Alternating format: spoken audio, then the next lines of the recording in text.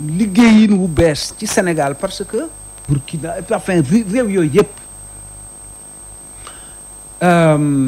li ñu jëkk a def mooy xeli nit ñi la ñu jëkk a lëm ndax nit dafa garaaw xelu nit waaye boo ko lëmee rek jeex na sunu xel yi la ñu lëm gis nga wëral Sénégal foo dégg ñu ne politique da ngay gis ku ne nii ay loxoom faxas ko daal di ne man duma politique maanaam damaa set.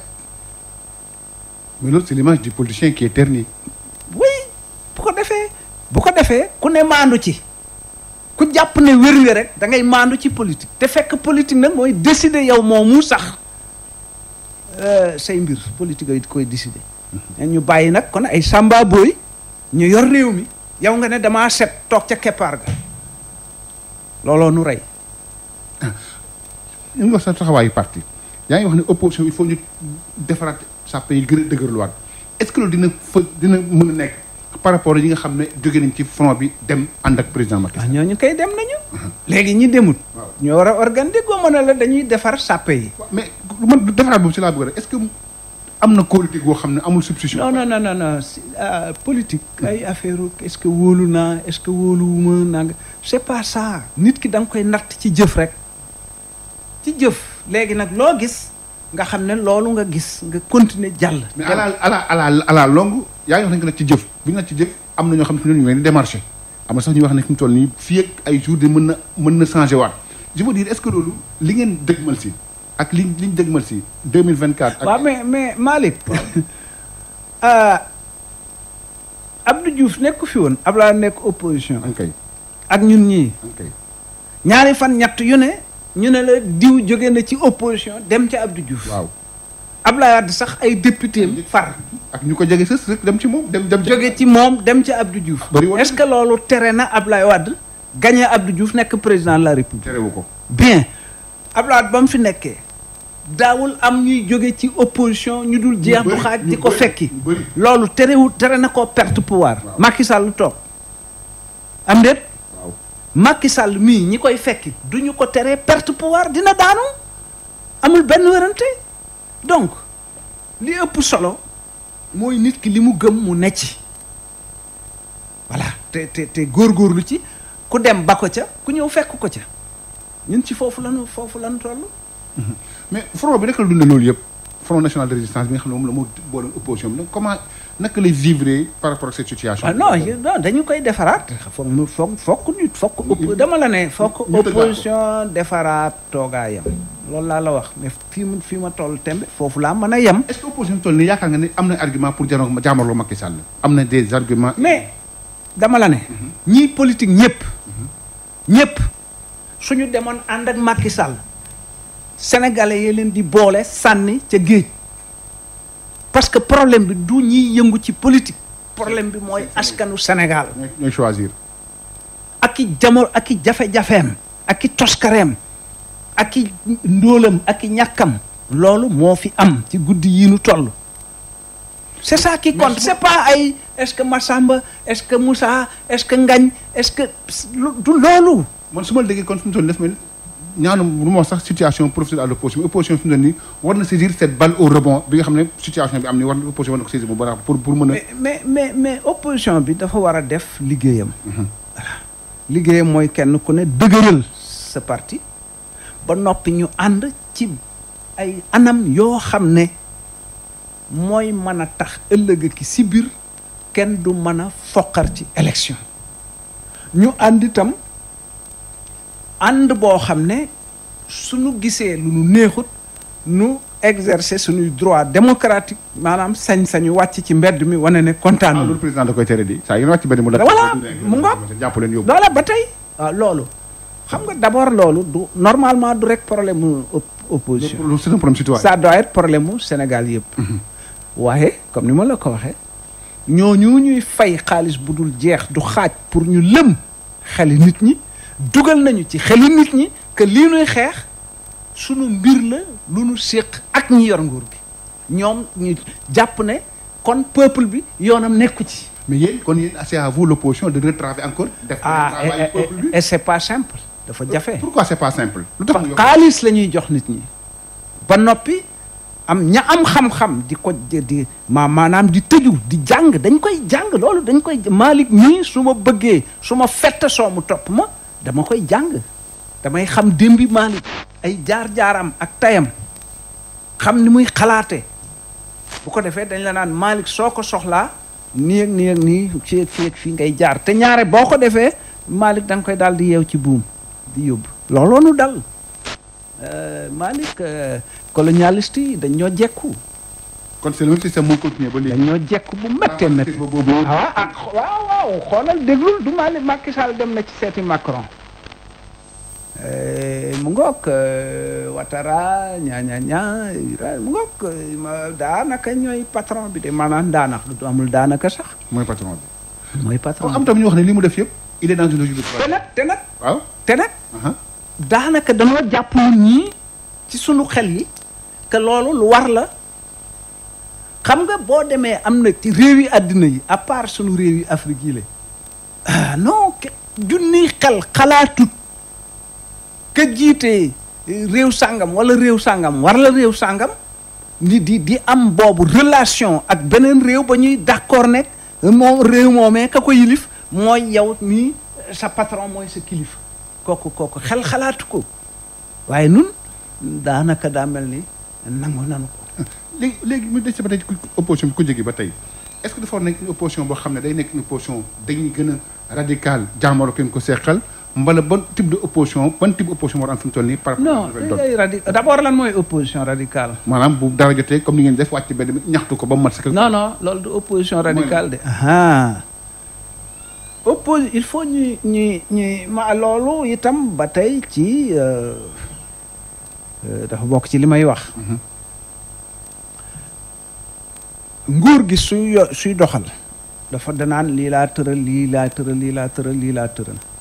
opposition radicale mooy opposition bi nga xam ne na mu gisee ne noonu la ñu war a lijjantee jafe-jafe yi dafa wuute ca reen ba ak ñii di doxal waaye du caageenu parce que maa ngi saaga maa ngi xas maa ngi kii loolu ñu ne opposition radicale non ça c'est pas l'opposition radicale hein donc effectivement dañu war a marche mais ci marche bi di nga gis koo xam ne peut-être conception am soriwut sax ak ñi yor ni ñuy doxale ak koo xam ne conception am dafa sore gis-gisam dafa sore ak ñi yor waaye comme ñëpp a ngi bokk nekk ci opposition dañu war a xeex pour am seeni sañ-sañ. am na sax ñu jàpp ne ñu jàngat ci li ñu analyse politique jàngat ne li nga xam ne mooy président def na ko ci wàllu gouvernement bees bi il est dans la logique d'un troisième mandat maanaam jël ñi nga xam ne ñëpp potentiel adversaire yi. oui mais vraiment Malick. xam nga man dama jàpp ne yéen journalistes yi sax nag. far laay wax. waaw. organe de presse yeeg et cetera yéen it war ngeen a jastandiku. li wala di wax war ngeen a ajusté wu. c'est-à-dire ñu am yeneen type de question yu nuy waxtaanee yeneen i façon. déglu ma rek. waaw déglu ma rek. parce que man mënumaa nangu nit ñi ñu wékkuñu ci lu Macky Sall di def guddeeg bëccëg ñu di ñu ci wékk. nu ne ci di mbeleleli te duñu soppi dara ci non amul njariñ nañu wax ci nekkinu réew mi wax ci ndaw ñi wax ci mbay mu màbb mi wax ci napp mi wax ci càmm gi wax ci njàng mi wax ci wér-gu-yaram gi mais la ñu wax ci loolu quand même loolu moo ëpp njariñ bu ko defee ki ci xam dara ku ñëw te ne damay jiite Sénégal bu ne wér-gu-yaram doxut war naa mën a wax ne man nii laa koy doxale pour mu dox bu dee mbay mi doxul mu ne nii laa koy mais bu boobaa mu amal njariñ nit ñi waaye fii mu ne yaa ma laaj troisième mandat boo demee ca rajo sàngam ña ngay troisième nga dem ca rajo bële nga dem ca télé bële troisième non alors problème bi ma ne mais loolu ñëpp xam nañ ko xam nga ñëpp xam nañ ne réew mi dafa dellu ginnaaw ci wàllu démocratie ci wàllu koom-koom ci wàllu yëpp la dellu ginnaaw donc nekk fii di wax ci loolu jaru ko li ñu war a wax mooy naka la ñuy fexe ba sénégalais yi bañ a yem rek ci xam ne affaire bi doxut mais ñu xam ne ñoom ci seen wàllu bopp dañu cee war a dugal seen loxo ñu xam ne yàlla du fi ñëw dina ko lijjantil te li war ci nun def na ko ci nun ba pare. problème sénégalais ñoo koy réglé. mu ngoog ñu des ba tey ci wàllu question politique la. loolu nag vraiment bu nu ko xamut sama wax bi lu mu bare bu nu fexe woon ba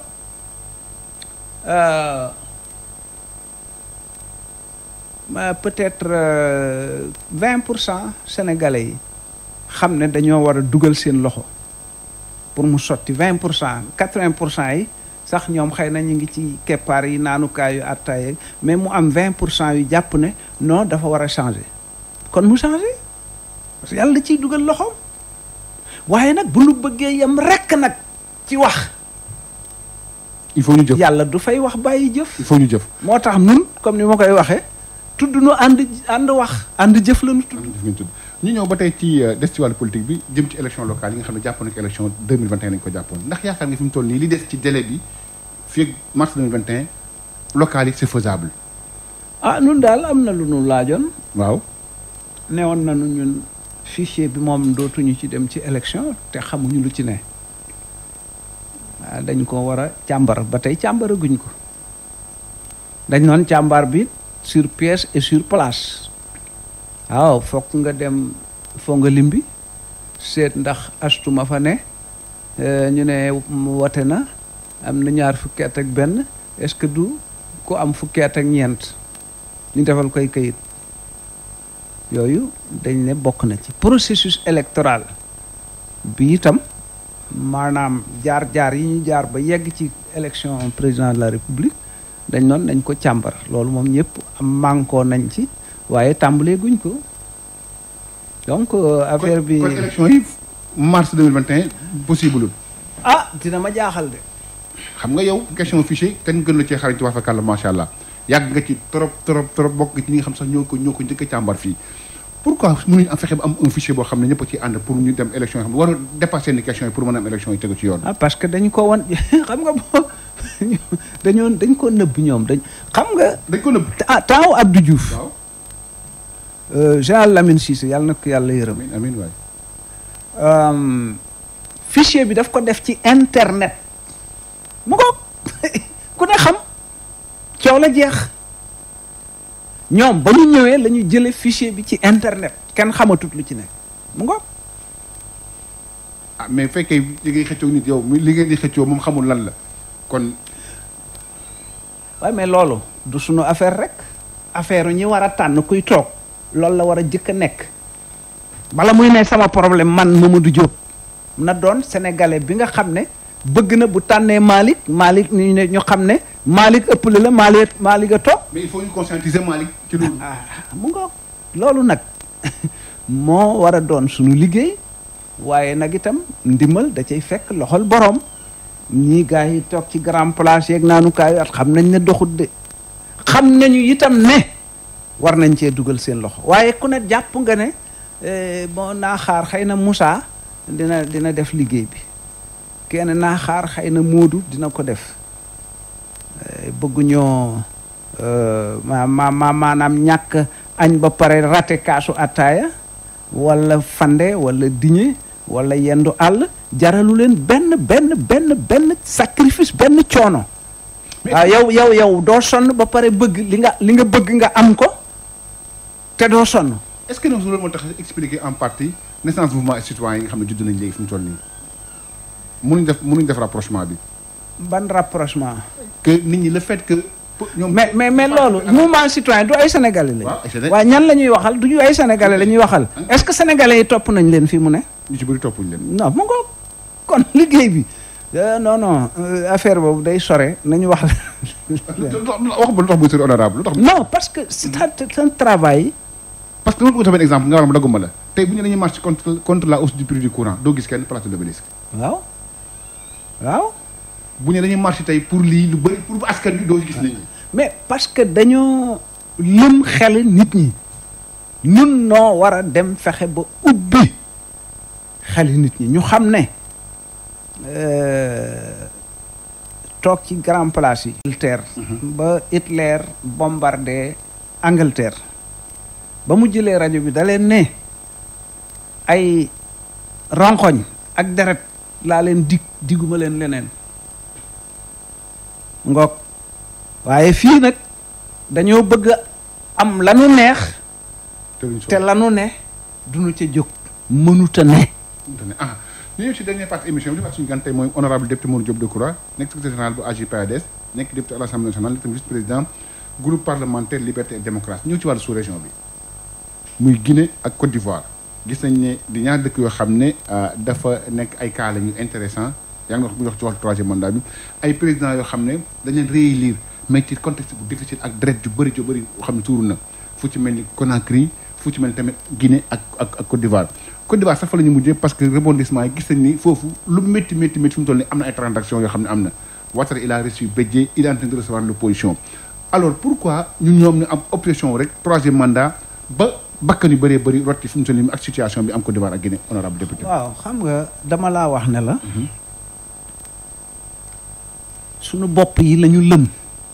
xam nga troisième mandat ci affaire constitution.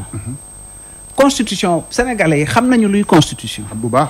ñu mukk je suis désolé. lu tax xamuñu ko. je suis téeméeri nit yoo jël fii juróom-ñeent fukk ya xamuñu luy constitution. toppatoowuñu ko. constitution bi fuñ ko ci luñ ko bind. tubaab. ñaata nit a dégg tubaab. dañ leen di wàññi. mu ngoog te dégg tubaab rek doyut. da ngaa war a dégg tubaab ba pare xam non dañuy fontoo. constitution yi constitution ya fi général de Gaulle ak tubaab yi bàyyi woon. président yi fi ne di ay monarque républicain. ay buur. waaw ëpp doole dammel ya ak teeñ ya. parce que am na ñooña lu ñu sañul woon. te ñii sañ nañ ko. te ñii sañ nañ ko alors ñu bëgg ne foofu di ci ñaar te ku toog tubaab bi ngay servir bu ko defee ma ne ay alternance ay loo. alternance ay loo. waaw alternance ay loo bu Ouattara demee Bédié toog Bédié dem Ouattara toog ñëpp di servir Macron alors ça c'est quoi. au détriment du c'est le peuple qui trinque. mais bien sûr. ñoom bien sûr mais bien alors alal yi ne ci sunu réew yi mënoo koo tëkkale ak la ne France c'est-à-dire li ne ci sunu réew yi kenn mënu koo xayma ndax bari waaye jariñu na ndax noo ngi dee xiif ak di dee ci géej gi loolu nag ñu jàpp ne yàlla dina ñëw lijjantil ñu ko non franchement. mais pourquoi Afrique du am problème troisième mandat yi pourquoi Afrique du ko am. mais parce que dañoo war a fentaat nekkiinu Afrique ak ay institution maanaam kenn yi koy téye ak ni mu war a doxe dañu ko war a fentaat laata tubaab bi di ñëw amoon na ay kenn yu doon yu sunu maam yi daan doxal.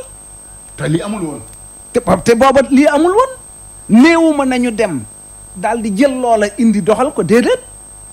waaye danoo war a mën a fentaat sunuy institution fentaat sunuy doxalin moo tax ma ne leen assemblée constituante moo mën a régler sunuy affaire muy fii muy Guinée muy Côte d'Ivoire muy Mali muy feneen assemblée constituante maanaam réew mi daa ami waaso daa ami diine daa ami tariixa daa et cetera ñoo ñëpp ñoo war a toog ku ne wax li mu yaakaar ne bu ñu ko doxalee réew mi dina dal dinañu xam nu ñuy tege fale njiit nu ñu koy dindee nu muy doxalee et cetera yooyu yëpp dinañu ko ñu seet ko ba mu doy leen bu ko defee ñu woo ñooñu ñu naan constitutionnaliste ñu bindal leen accord yooyee constitutionnaliste du mooy defar constitution peuple moo war a def constitution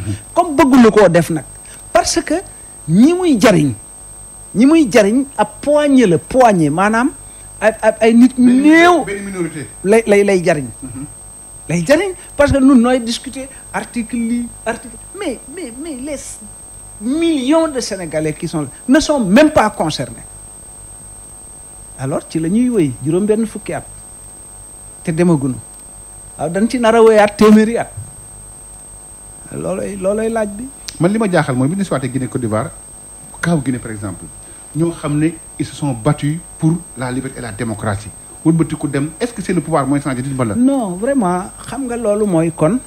di bëgg a atte histoire yu Guinée ci jëmmi Alpha Condé bëgg a atte histoire Côte d'Ivoire ci jëmmi Alassane Ouattara bëgg a atte histoire Mali ci jëmmi Boubacar Keïta lépp ñu wékk ko ci jenn jëmm fàtte ne réew mi dafa dox juróom benn fukki at ak ya wax ba agsi foofu ak ya cay xew ya cay dox ya cay tegu yooyu yëpp alors tayyeelu suñu bopp moo tax loolu duñ ko seet alors moo tax li ma la wax daal la ñu war a lijjanti mu ngoog honorable émission bi jeex na ah waaw